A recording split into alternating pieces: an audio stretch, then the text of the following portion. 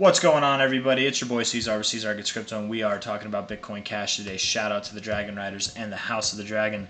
We are riding the Red Dragon right now. We're only down 1.29%, so this day could definitely turn around and be a green day. I'm just going to give an overall kind of look at this thing at the moment. So on a weekly, actually let's start on the monthly because I want to point something out. We do have 6 days and 20 hours left in this month. This is a, this month's almost coming to an end. Basically, that's what I want to get to, and it looks like it's going to be a red month. I do think that we have a little bit lower to go overall, but if we can close the month like this or lower, that would be encouraging for prices to go to the downside. If we could close the month, I would say probably above like $206. Maybe really realistically, if we were to take it back to this range over here, if we can close it above $218 on the month, that might be encouraging for the bulls that we might have found our low here actually. If we're looking at it on a weekly perspective, I don't really expect that personally. I do think that we are going to go lower. If we're looking at the RSI, you are looking like you're bouncing off the 50, but there's not really. We go back in time. Here's one time that you found significance on the 50. Kind of disrespected it here. You bounced off it. You rejected it here another time, but then you went right up above it. So, I mean, there's not. And if we were looking at the Coinbase chart too, you can see that it doesn't really respect the 50. It more respects areas just above it or just below it. So, a bounce off the 50 might be misleading. All in all, I do think the RSI could go lower. If we're looking at this thing, as far as like a trend goes, you could see from this low here to this low here, we could drop further. We could drop down to this line. We might not drop to this line. It doesn't have to touch this line at all. But I wouldn't be surprised if we went lower, and I wouldn't be surprised if we took this low out here. If we look on the daily, looking at this same RSI, but on the daily now, we can see that we are in this downtrend overall, right? If we were to take a line here, it looks to me like we're at the top of this downtrend, kind of, right? I think that's the top of it, somewhat near it. I don't know. It's pretty tight, pretty snug. I don't know. Maybe we do go up a little bit today to like really touch this line. Maybe we don't. There's another way that we could draw this line where it gives a little bit more upside potential. If we took these highs over here and we were to try and like fit it like that, yeah, that could lead us to the 40 area, which is the bearish area of control. We found support on it or just above it a little bit over here, so we could go to this area, reject it, and then come down to the oversold zone again. If we were to move up like this, maybe we bounce off the oversold zone, maybe we get back into it, but all in all, I would expect a higher low and probably in the oversold zone. That's my assumption. I think that the next time we do get into the oversold zone, we're going to begin the final descent on the price action down to those original areas that I've been talking about for like 2 months now, from low to high. Somewhere between 148 and 135. That's where I think we're going, right in the sweet spot. For a while I've been saying that we'd go between about 185 to 135, and now being at this, just looking at how price is developing, I am more convinced that we will see price come down to this area, if not even a little bit lower. The 120 area is totally possible, but I'm not really expecting that myself. Beyond the fibs, if we look at the price itself, you can take a line, a nice horizontal line, and put it at the top of this weekly close here.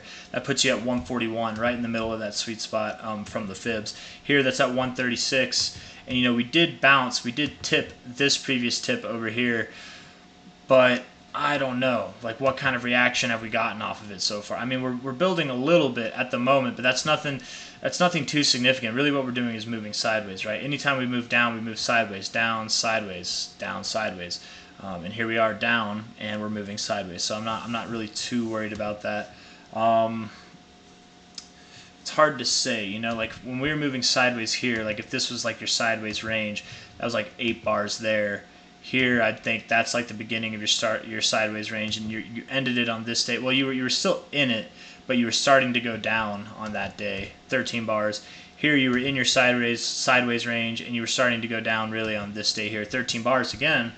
Right now, we're down, and then we're moving sideways. We're in this range for about 8 bars now, so I would think that within the next like 5 days, maybe even at least within the next week, we will resume prices to the downside. That doesn't mean that within the next week I think we'll be below here, although we could be. Just that we might start to see some more red candles. Here, whenever we started to move down, it was 1, 2, 3 candles, And on that third candle is when we finally broke that low. But it took us 4, 5, 6 candles to find our actual low before moving sideways again. So it could be a couple weeks before we see the price areas between about 150 and 135 that I've been looking for.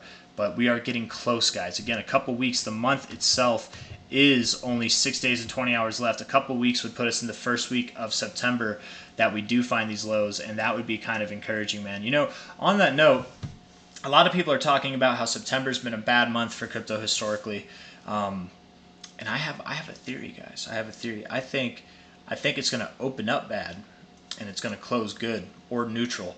I think that whatever lows, I think we find the low of this overall move for most of crypto in September. That's my thought. At least for Bitcoin Cash, to me, it would make sense. Honestly, could I be wrong? Could it go absolutely lower? Possibly. You know, it's totally possible, but I, you know, last year I remember a lot of people were bullish in September, and I was like, man, September's been red like for a long time. I'm gonna go with being bearish, and it was a red September, and then you know, this year everybody's bearish, so I'm kind of flipping the script there, man. I think everybody's bearish, everybody's expecting it to be a bad month or at least a red month. I think if it's a red month, it'll be a neutral month with a less than 5% move down overall for Bitcoin, like on a closing basis. So like it would open, it would come down, and then come back up with a 5% move on a closing basis. It could move down more than 5%, but on a closing basis 5% or less. If not a green month, honestly. I think this could be one of the few green months that we've seen in crypto's history for September.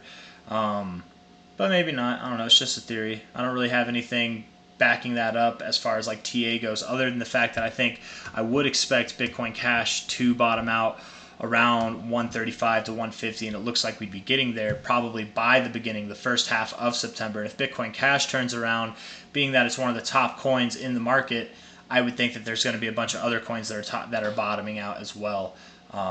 Bitcoin Cash can do its own thing, but things tend to run together, so I don't know.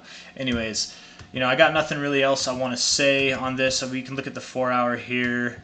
The 4-hour kind of looks bullish, I'm not going to lie, actually. If you look at this right now, you are finding support on a previous area of resistance in this range, but you could give that up quickly too. I mean, we're finding support right now, but you've got lower highs, you know, hard to say. Lower lows even, well, I guess higher lows. you could go a little bit lower and then higher, who knows. But what I would say is that I don't think this is the end of the move. I'm not personally expecting that we move up above here, though if we do, don't get too excited. This purple line right here is at 214, which again is that overall 382 from the high, the most relative high, to our current low. So the 382, it literally coincides. If I can get it, come on now. It's just a little bit off. Come on, right there.